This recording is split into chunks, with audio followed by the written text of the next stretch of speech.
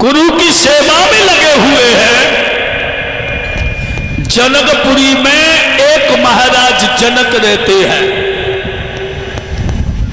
जनक का दूसरा नाम विधे भी आया है। इन्हें विधे भी बोला जाता है। अब बड़ी शंका होती है, इन्हें विधे क्यों बोला जाता है? जनक के गुरु का नाम था अष्टावक्र जी। जनक ने अपनी देह का समर्पण अपने गुरु के लिए कर दिया था, इसलिए इन्हें विधे बोला जाता है। दूसरा प्रमाण यह मिला है, इनके पिता का नाम था महाराज निभि। उनके शरीर में कोढ़ हो गया था संतों ने, और उनकी देह का मथन किया और निभि के शरीर का, और जब शरीर का मथन किया, शरीर से जो पुत्र देह से उत्पन्न हुआ था, उसी बच्चे का नाम रख दिया था विदेह। इसलिए जनक को विधे बोला जाता है। भैया बाबा सुखदेव जी बता रहे हैं राजा परीक्षित,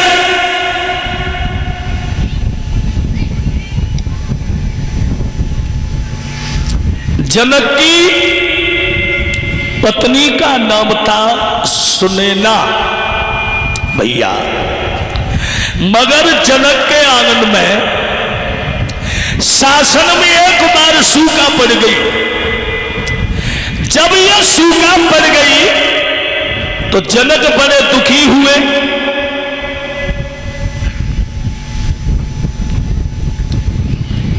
संतों से ऋषियों से पूछा,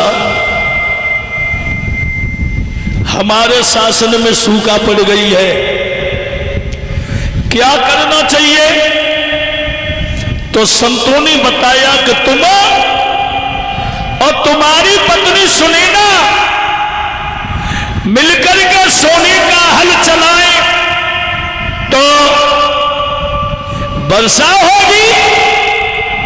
तो महाराज जनक और सुनैना ने मिलकर के जब सोने का हल चलाया, अरे भैया तो जानते हो, अरे हर की पहली हरैया में और सीता जी निकली मरैया में। हर की पहली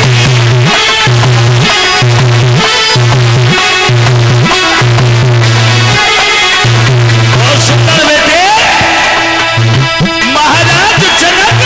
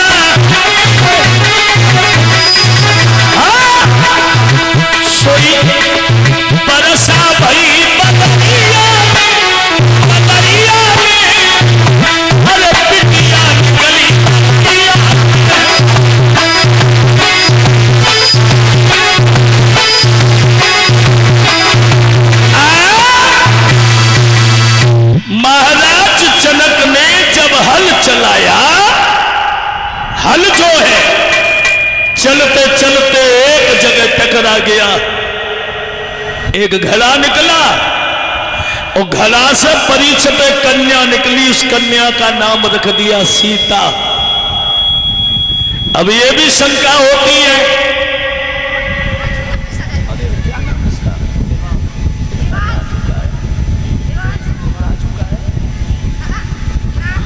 ये राहुल जी के पुत्र शिवांशु बाबू 101 रुपए से हमें सम्मान किया है।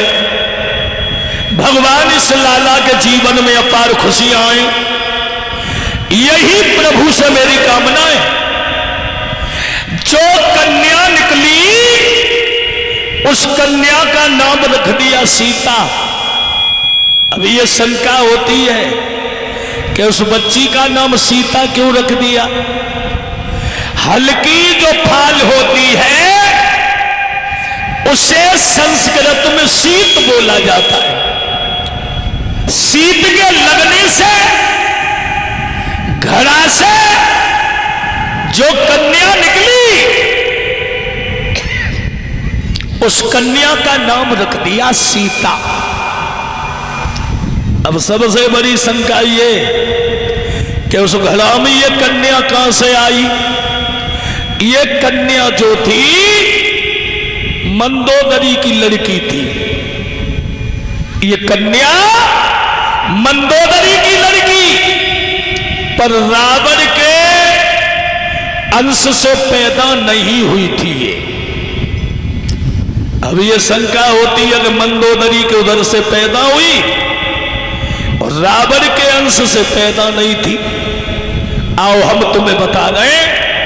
और ये मंदोदरी भी एक रंभा नाम की अप्सरा थी। ये नाचती थी, कूदती थी, तो इसे श्राप दे दिया था दुर्वासा जी ने, जा तू मेढ़की हो जा। और जब ये मेढ़की हो गई 12 साल तक ताल में रही। 12 साल के बाद ये कन्या हो गई तो संतों ने इसका पालन पोषण किया और लंकापति रावण के साथ में गंधर्व विवाह हुआ है। भक्तों,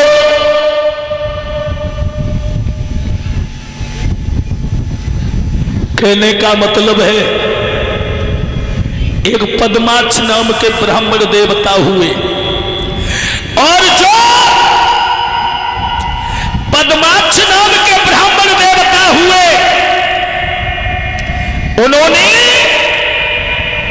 भगवान विष्णु की तपस्या की और भगवान विष्णु आए कि ये ब्राह्मण हमें क्यों याद किया। तो ब्राह्मण बोले हमारे घर में लक्ष्मी बेटी बन के आ जाए। तो भगवान विष्णु ने एक फल दिया, इस फल को ले जाओ, गाय के दूध को मंगा करके उसी में रख देना, संतों से उसे अभिषेक कराना, दूध को अपनी पत्नी को पिला देना, तुम्हारे घर में लक्ष्मी का पदार्पण हो जाएगा। भक्तों, यही हुआ, यही हुआ। ब्राह्मण फल को लेकर के आए, गाय के दूध में रख दिया कढ़ाई में, संतों के द्वारा अभिषेक कराया और अभिषेक जब हुआ तब तक लंकापति रावण आ गया। रावण ने संतों के ऊपर कोला बरसाए, कढ़ाई वाला जो दूध था परीक्षित रावण लेकर लंका में पहुंच गया और मंदोदरी से बोला इसे पी मत लेना, इसमें जहर है। मंदोदरी बोली ठीक है महाराज। एक दिन रावण जो है देवताओं की पत्नियों के साथ में कैलाश पर्वत पर घूम रहा है और मंदोदरी ने जब देखा स्त्री हर चीज बर्दाश्त कर लेती है, चोरी, गरीबी, अमीरी पर जी तो का पुराण में ही ना लिखो, अपने मुंह से दूसरी नारी की बड़ाई करे, या भाई पति के संग का दूसरी को देख ले, अरे दैया ने रोटी खाए न खान लो।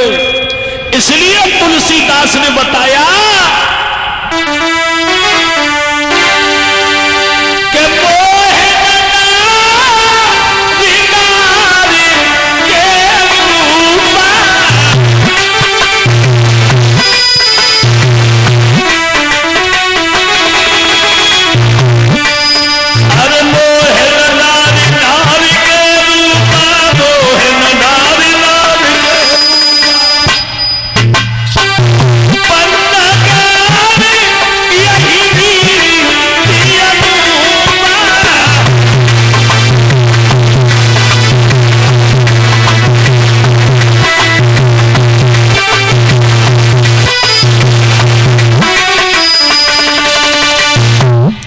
तुलसीदास लिखते हैं, अरे मोहे नारी और नारी के रूप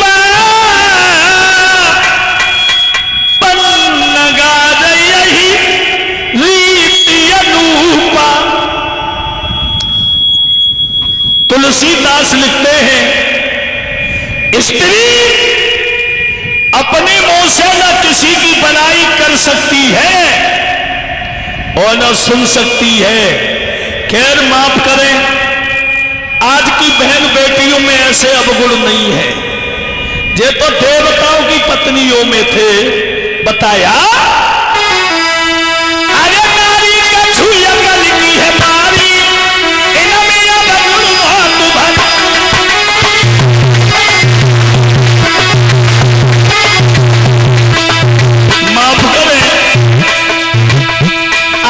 किसी भी बहन बेटी की मैं बुराई नहीं कर रहा हूं, क्योंकि आजकल की बहन बेटी में कोई अवगुण है ही नहीं।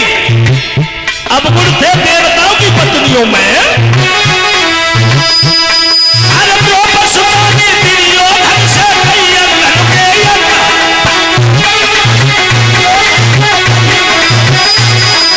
कुरुक्षेत्र महाभारत में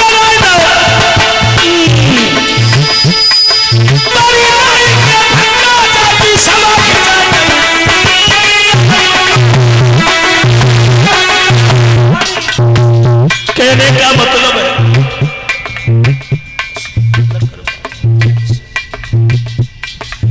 बोलिए बालाजी सरकार की।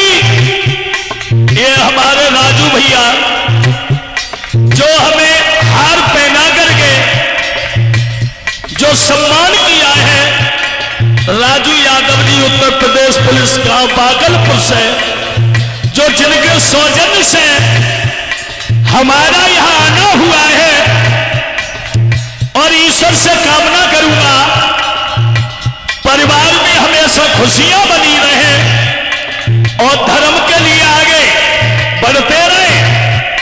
एक कथा तो जी है गई, अबे तो बहुत सेवा कर, अब इन्हें बड़ा पद मिले, और जब बिल्कुल छुट्टी है कि आए, फिर एक भागवत हो इसी दरवाजे पे।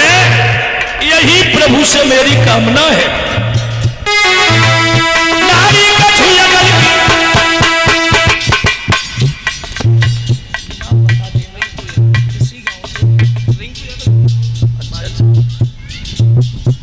और ये हमारे रिंकू भैया पावन गांव बागलपुर से ही, और ये हमारे राजू भैया, हमारे सभी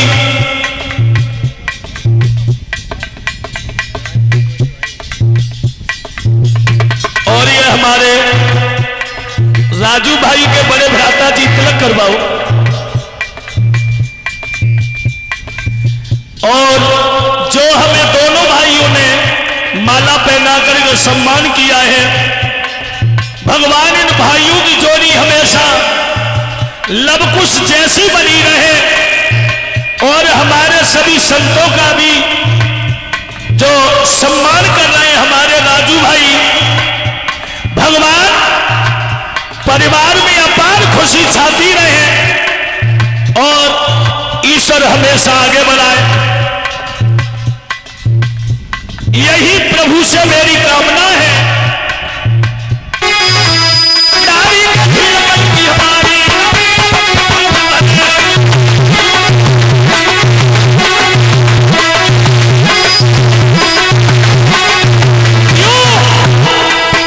आज की बहन बेटी में कोई अवगुण नहीं है।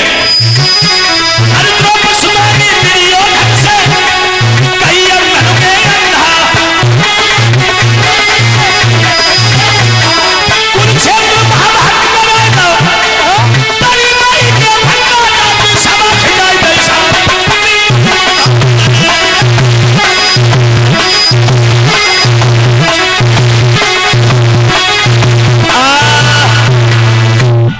कहने का मतलब है, तुलसीदास लिखते हैं, मोहे न नारी और नारी के रूपा।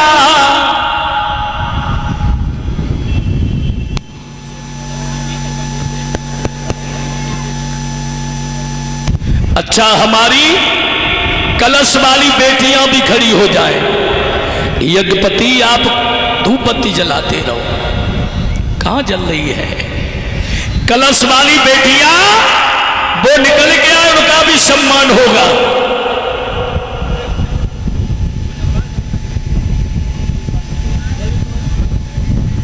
भैया